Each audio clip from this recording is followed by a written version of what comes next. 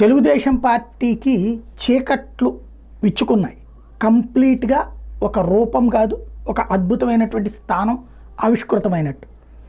ఎందుకు అంటే ఇందులో ప్రధానమైనటువంటిది మొన్నటిసారి ఓటమి తర్వాత ఇక్కడ ఆ సామాజిక వర్గపు ఆర్థిక మూలాలు దెబ్బతీసే ప్రయత్నం చేయడం, ఆ పార్టీకి సంబంధించినటువంటి స్థానిక ఎన్నికల్లో కూడా దారుణమైనటువంటి పరాజయం పాలు కావడం, వీటన్నిటితో ఇక ఆ పని అయిపోయింది, ఆ పార్టీ తెలుగుదేశం బీజేపీలో విలీనం లాంటి స్టేట్మెంట్లు కూడా వచ్చినాయి.